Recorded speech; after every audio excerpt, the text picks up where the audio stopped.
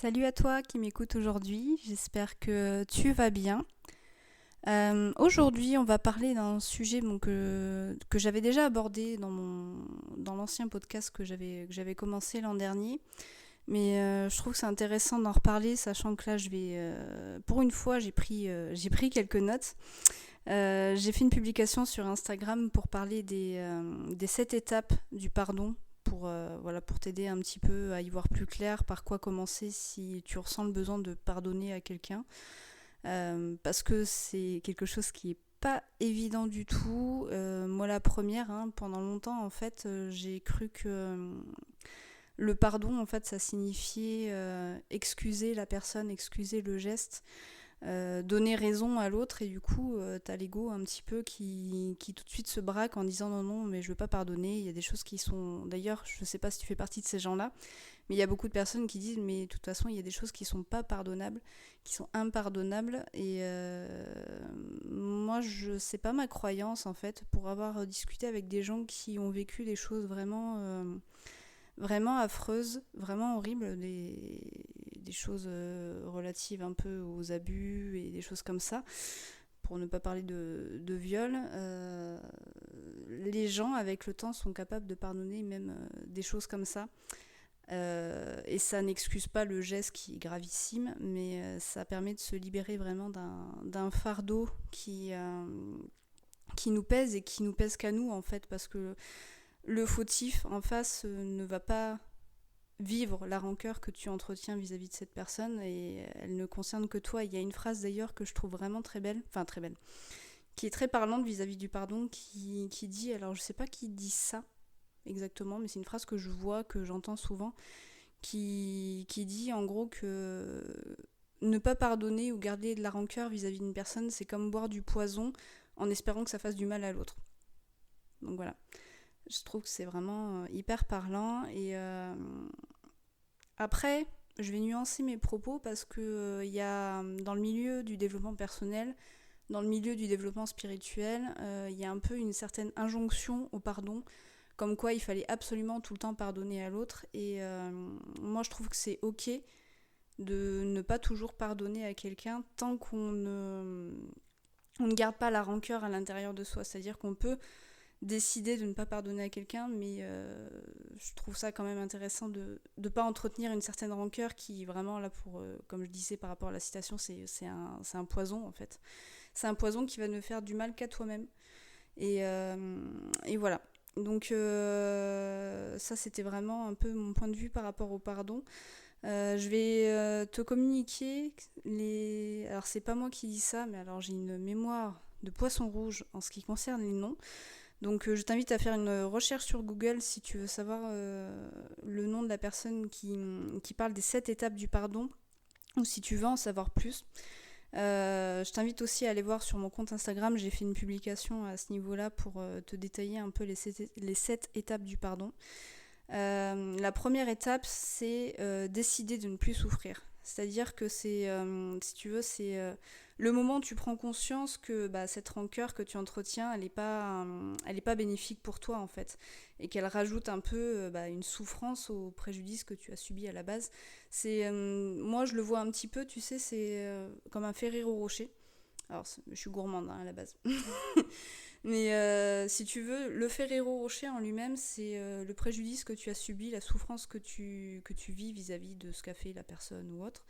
Et autour de ce Ferrero Rocher, tu vas rajouter un petit emballage de rancœur, de souffrance supplémentaire par rapport à ce que tu as vécu. Et ça, pour moi, c'est la rancœur que tu entretiens, c'est le fait que tu n'arrives pas à pardonner, ça rajoute de la souffrance par rapport à ce que tu as vécu quand même à la base. Et l'étape 1, c'est vraiment déjà prendre conscience de ça et se dire ça y est, là j'ai envie de pardonner, j'ai envie de me libérer de ça, de me libérer de ce fardeau. C'est vraiment l'étape... tu peux pas en fait choisir de pardonner si déjà t'as pas fait une prise de conscience vis-à-vis de ça. La deuxième étape, c'est reconnaître que la faute existe. C'est-à-dire que la personne ou la situation t'a blessé, et pardonner, ça veut pas dire nier cette faute. C'est-à-dire que ta douleur, elle est là, elle est légitime, mais tu peux choisir de transmuter cette douleur et te libérer de ce fardeau. C'est un point essentiel parce que, en fait, pourquoi on a du mal à pardonner, c'est qu'on s'imagine qu'en pardonnant, on va excuser l'autre, on va limite se dire que bon, c'est pas bien grave et qu'on peut passer l'éponge et passer à autre chose. Non, c'est-à-dire que tu peux vraiment pardonner à la personne, dire ok, tu m'as fait du mal, pour moi c'est quelque chose qui n'est pas excusable, mais je décide de lâcher prise et de passer à autre chose et d'aller de l'avant. Voilà. Euh, la troisième étape, c'est tout simplement exprimer sa colère. Alors, il y a mille et une façons de le faire. Moi, j'ai tendance à écrire parce que c'est un peu mon domaine de prédilection. Je passe beaucoup par l'écrit. Mais tu peux, écrire une lettre à la personne. Tu peux choisir de hurler dans un coussin ou hurler en pleine nature si ça, si ça te parle. Tu peux faire de la boxe, tu peux aller courir, faire du sport, écouter de la musique aussi. Si t'as moi, je passe beaucoup aussi par la musique, par des paroles qui me parlent et qui me permettent un peu de me défouler vis-à-vis de ça. Tu peux peindre, tu peux dessiner, voilà. Trouve vraiment le moyen d'exprimer ta colère de la façon qui te semble le plus juste pour toi. Et il faut savoir que cette colère, t'es pas obligé de la faire savoir à l'autre. T'es pas obligé de communiquer directement ta colère à la personne. C'est-à-dire que même si tu choisis d'écrire une lettre à la personne pour exprimer ta colère, t'es pas obligé de lui la faire lire. C'est vraiment quelque chose, un processus qui concerne toi et juste toi. Donc libère-toi un peu de ce côté-là, de dire oh non, j'ai pas envie de lui parler, j'ai pas envie de lui écrire. Fais-le vraiment pour toi. Tu peux, par exemple, si tu veux écrire une lettre, tu peux choisir de t'adresser à la personne pour extérioriser cette colère, mais pas pour faire lire la lettre ensuite à la personne. Tu peux choisir de brûler cette lettre aussi, c'est très libérateur, c'est un truc que je fais beaucoup, que je conseille beaucoup aussi en coaching. Tu peux choisir de brûler cette lettre. Voilà, donc ça c'était pour l'étape 3. Pour l'étape 4, un truc qui est vraiment important pour moi, c'est cesser de se sentir coupable. Pourquoi on a du mal à pardonner ? J'ai fait un petit lapsus.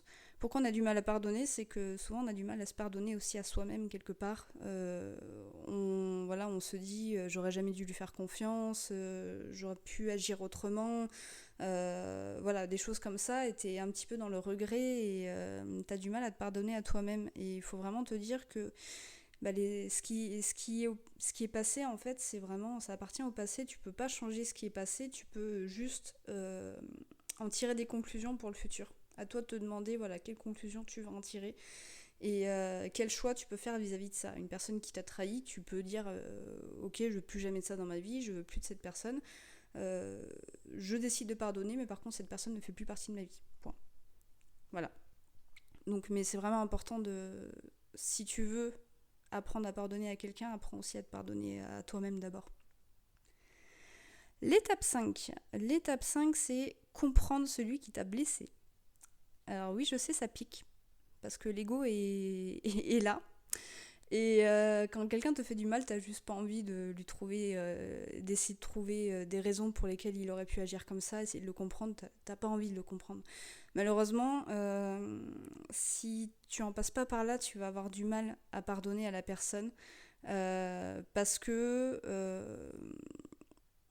pour toi, la personne sera forcément en tort, mais il faut aussi te dire que on agit toujours pour des raisons qui nous semblent justes, même si parfois elles ne le sont pas pour les autres.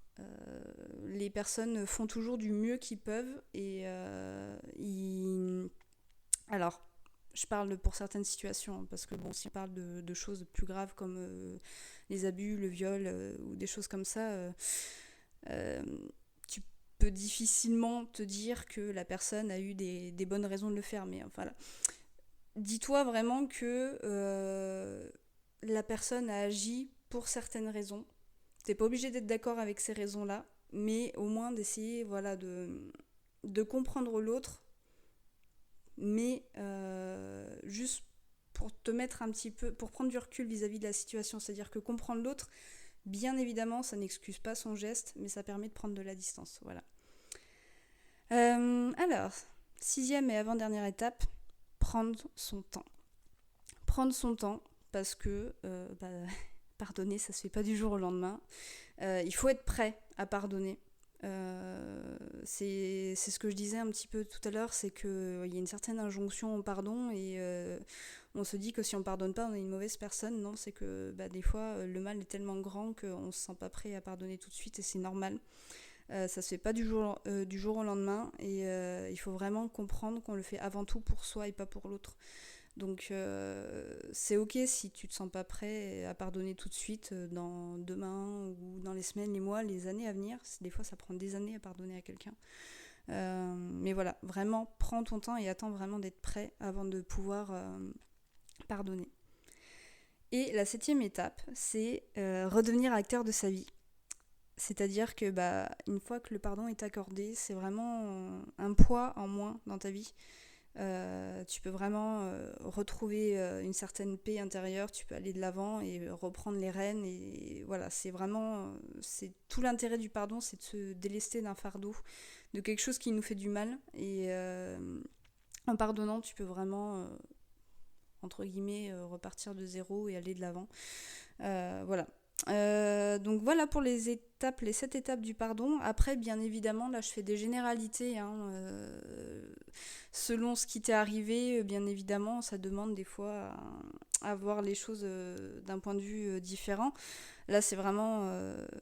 je parle de façon générale. Après, n'hésite pas aussi à me dire dans les commentaires ou par message privé si tu veux me contacter s'il y a des choses qui te dérangent dans ce processus, si tu bloques à certaines étapes, parce que des fois c'est pas évident et ça demande vraiment à prendre son temps et à prendre du recul. Voilà, donc je crois que j'ai fait le tour. Comme quoi, quand je prends des notes, j'ai du mal à parler au feeling. Mais voilà, donc n'hésite pas à me faire des retours. J'ai mon chat qui n'a qu'une hâte, c'est de pouvoir monter sur moi et me faire plein de câlins. Donc je crois que je vais te laisser là. Et sur ce, je te dis à très bientôt. Salut.